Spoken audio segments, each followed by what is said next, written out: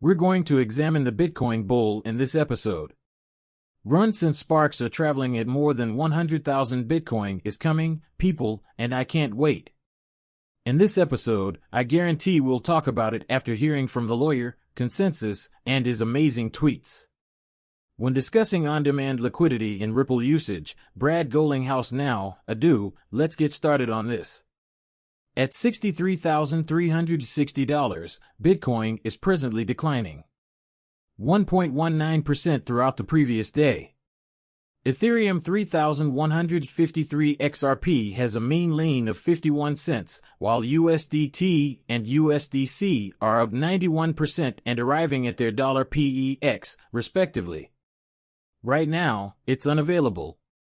354 billion bitcoins, or 76.6% of the overall market capitalization. I tweeted this, and it's the one I'm scared of. Entirely accurate. The main issue facing the builders community on XRP right now is that nobody wants to discuss the projects if they have no connection to them. This isn't a competition with them. It's about development and adoption. What way would you like it? Projects on the XRP ledger, as well as opportunities for other communities to, if you're scared to buy or develop anything, come to the XRP ledger. Discuss everything but their own idea. For instance, project that might be carrying out a task for which someone from Stellar or Cardano is searching for a suitable project. Only the XRP ledger remains silent or is scared, so come on over. This is not a competition for all ages. Do we only resemble social media and Twitter? Space, it's also not a rivalry. No one wants to bring up other people. Channels on Twitter and YouTube, in addition to other cryptocurrency websites, as they believe this to be the main focus. It's not that it aches, but the competitive battle is about to begin. Acceptance and general expansion. I released my website has this news article. A technical examination of the price movement of Bitcoin reveals a bullish pattern known as the old cup and handle configuration. A U-shaped dip, known as the cup, marks this pattern, followed by a rebound during a sideways consolidation period, known as the handle. Eventually, the price will break out of the handle, causing the cryptocurrency to significantly grow in valuation. The market is likewise enthusiastic, with many analysts speculating that Bitcoin may hit 100,000 or even higher in the upcoming months.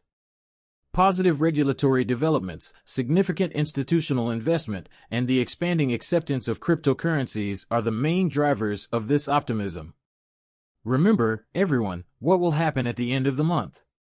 On May 1st, the Asian region will open up the ETFs, and you will witness institutional adoption if the bullish pattern and the market is still settling. There is a good chance that Bitcoin will have a big rally soon, and it will. I get it, that's what we're examining. We are currently examining that consolidation zone, which we defined as the liquidity grab zone between 60 and 64. I don't think we break out of this, and we observe that many people have been discussing the necessity of some kind of black swan event for this to drop back down into the lower $50,000 range. In 2020, Matt Corver, the attorney for Consensus, stated, "I wouldn't comment on the merits, but this attempt to attack cryptocurrency is rather ridiculous. After doing this for 5 years, I haven't heard anyone who is involved in or working on decentralized technology or cryptocurrency indicate that anything good will happen with XRP. Good luck. Matt, I wish you well in your struggle against the abundance of coffee and energy drinks. I hope that over the past 5 years, you have caught up on your beauty sleep because you will either be working 20 hours a day to prepare for the largest case in legal history, or you will be a coward and step down out of fear of having to deal with the situation. Now, people, pay heed. Here are a few more clips from Charles Hoskins' speech. Regarding the lawsuit, it appears to be what everyone was referring to in the Wells lawsuit, a notice that they received on April 10th. As a result, Wells' notice will likely be turned into an enforcement action, and the SEC will then publish their complaint, which will likely lead to the publication of all the dirty laundry because, if they have 88,000 pages of documents, that means they have printouts of Slack. Possess emails, they have all the trading, sort of. Behavior, everything you could ever need to know to put together a case right now. In my opinion, this is the most incredible thing the government has ever done. They are pursuing a $300 billion ecosystem that includes numerous highly connected billionaires and dozens of companies. More than 500 amicus briefs are likely to be submitted, in addition to other documents from people you know. It's akin to putting your trust in a group of strangers, and ultimately, you reap the consequences. Charles Boy is there. I apologize for the vulgarity. From him, yes, I am aware. I'm telling you this, folks. Here's more from Joe Lubin. Is going to be the greatest spectacle we have ever witnessed. This fight will be remembered for a very long time. Joe is sculpting vitality and shaking Matt COR, and he most likely will come on. They've been assembling.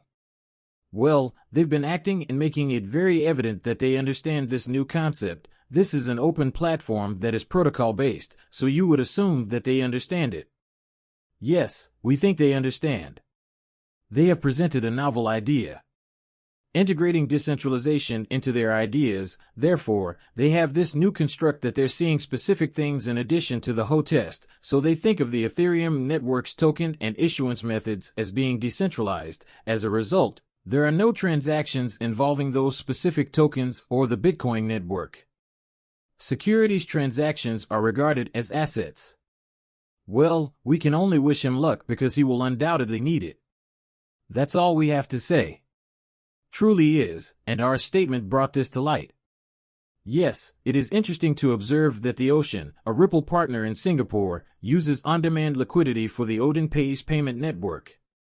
It implies that they are utilizing XRP for their 23. According to the 2023 annual report, 70 million units were moved in the first half of the operation. Why is this happening?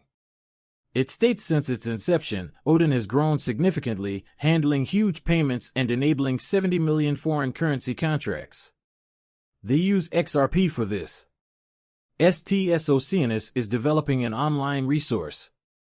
Trade finance is typically promising but takes a while to develop. For example, the food and shipping industries, as well as the digitization of trade documents and bill of landings, use XRP in their pay-to-play flow through on-demand liquidity. This is why it's difficult to observe the platform overview. They introduced and discussed the ripple of exchange, and now they are describing the flywheel. People have added a finance platform that tracks payments for an efficient credit risk analyst. With the rising demand for cross-border payments, where have we heard about the flywheel effect?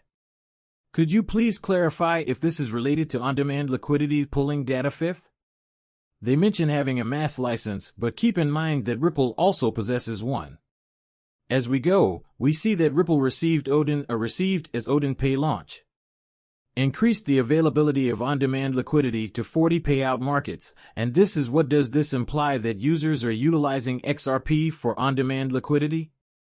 Brad Garlinghouse will be a major force behind the macro environment as follows. The number of digital assets under custody is predicted to reach close to $10 trillion by 2030, so people will undoubtedly need a place to store these assets, keep them safe and secure, and be able to transfer them as well. Ripple is implementing robust on- and off-ramps and a tokenization engine to support central bank digital currencies or CBDCs. We believe that there are a lot of pieces that come together, and we already have. When I spoke with you, I recall being on a call with one of the biggest, top 10 banks in the world, a bank that Ripple was already working with, and they asked if we could help. Before the medical acquisition, we were unable to provide them with custody. As a result, when we considered the potential synergy, we might have told the current Ripple customer, hey, there's a best-in-class, going head-to-head repeatedly and emerging victorious in the custody stakes. Does it not put to rest the fact that that bringing that product to them is, in my opinion, a tremendous chance for the two organizations to work together? Why is Ripple collaborating with all these central banks? Why is he speaking with one of the top 10 biggest banks? And why are we still having fun? Yes, I am aware that XRP is 50 cents, but people, it will hit and run just like you when it does. I have never witnessed an asset run before, and as soon as we surpass the all-time high of $2.80, it's over. The sky is the limit.